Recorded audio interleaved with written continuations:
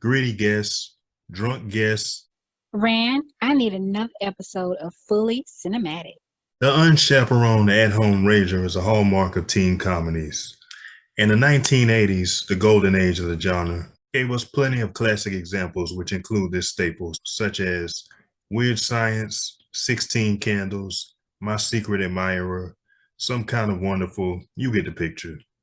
However, unlike the adult-oriented Bachelor Party, John Hughes' signature decade largely failed to make the high school get-together the centerpiece of the story. Well, that oversight was rectified in a big way in 1990 with a little movie boasting a cast that you never would have seen in a huge joint. The members of relatively fledgling hip-hop duo Kid and Play made their Hollywood debut in a hilarious coming-of-age tale that included all of the angst, rebellion, clashes with authority figures, bullying, first love, and contemporary fashion mistakes that you'd find in a Brat Pack flick. But you'd never see a predominantly African-American cast in any of those movies. But make no mistake, House Party's no more limited to a black audience than Ferris Bueller's Day Off is to a white one. But if it had boasted a more mainstream cast, would it have grossed more at the box office? Maybe. Vanilla Ice's debut album was released 6 months after House Party's premiere and sold 15 million copies. So clearly the hip-hop connection wasn't a barrier to popularity. But then again, 16 Candles made $3 million less 6 years earlier. The story is universal and fairly simple to boot. When Christopher, whose nickname is Kid's best friend Peter, nicknamed Play, learns that his parents are going out of town, way down south to be specific, for vacation, he decides that he can't pass up the opportunity to host a soiree while they're away. Kid would love to attend, of course, for many reasons, not least of which is the fact that his crush, Sydney, will be there.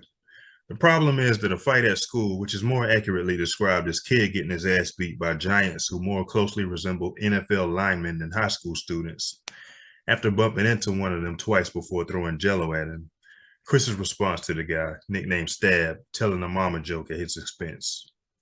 This results in his dad, a single father no less. How often do you see that in a teen comedy? But as I was saying, the school incident results in Kid's dad grounding him on the big night. Of course, he sneaks out on his friend Bilal's advice. And for the rest of the night, he's pursued by the bodybuilders from school, racist police officers, and his stern but truly concerned father. Despite these obstacles and with some difficulty and a long delay, Kid does manage to reach his destination. But he's soon confronted with girl problems, namely his inexperience with the opposite sex gets him into hot water with the girl he likes, Sydney, after her best friend, Shireen, uses him as a pawn in a catty rivalry. To her credit, Sydney also confronts her best friend about her behavior instead of just blaming all of the drama on the dude. After the fireworks die down, Kid and Sydney find common ground when he walks her home and she actually shoots him an invite inside. However, Kid's lone ancient rubber and the arrival of Sydney's parents prevent him from getting the draws. But Kid's narrow escape from the ire of his new girlfriend leads him right into the clutches of head bully Stab and his brothers Zilla and Pee Wee. But before they can hospitalize him, all four are arrested. What happens next? Watch the movie and find out. The party itself surpasses all reasonable expectations. A dance-off, public rejection, cock blocking, a rap battle, hits from Public Enemy, can't do nothing for you, man. Eric B. and Rakim, run for cover. Heat Wave, Today, being stuck with unwanted dance partners, reckless dancers repeatedly bumping the DJ table, greedy guests, drunk guests, and toilet clogging guests.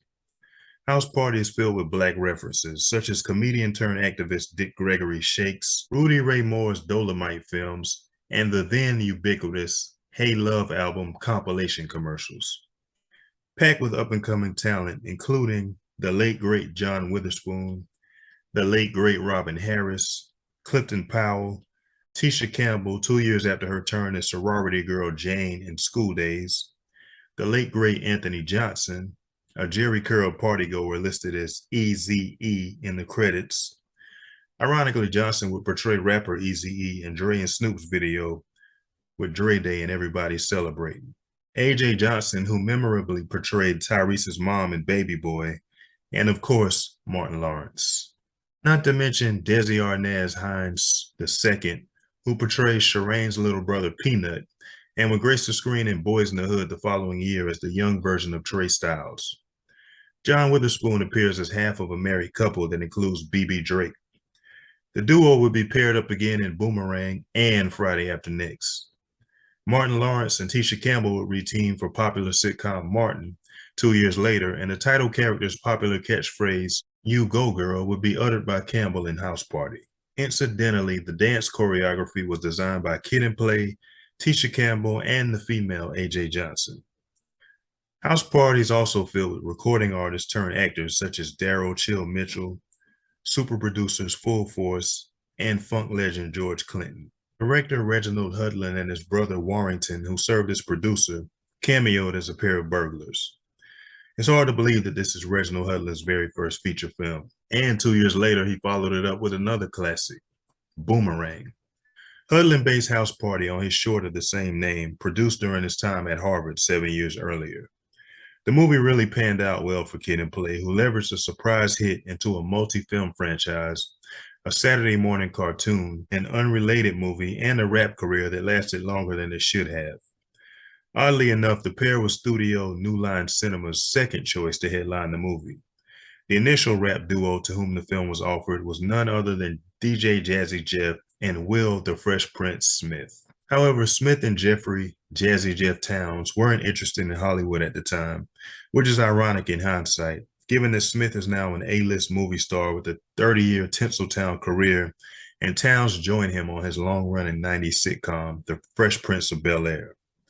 Regardless, the two had rubbed New Line the wrong way by sampling the Nightmare on Elm Street theme song for their 1988 single, A Nightmare on My Street.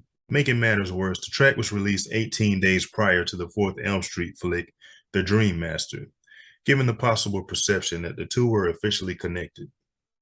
Because the sample hadn't been cleared, the studio sued and proposed a novel idea for a settlement. If the duo, who were managed by Russell Simmons at the time, agreed to star in a couple of movies for them, they deduct the settlement amount from their salaries. But Will and Jeff's refusal created an opportunity for the two Chris's.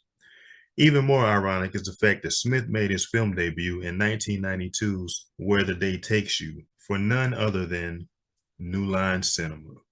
The fledgling studio would go on to produce such classics as Menace to Society, as well as global hits like the Lord of the Rings trilogy and the Hobbit trilogy. House Party is a rewatchable classic that still holds up today, and if you haven't seen it, what are you waiting for? In other news, it's time to highlight a few comments that viewers left on previous shows. In response to my review of The Contractor, Danielle M. commented, "I watched this too. I enjoyed it as well."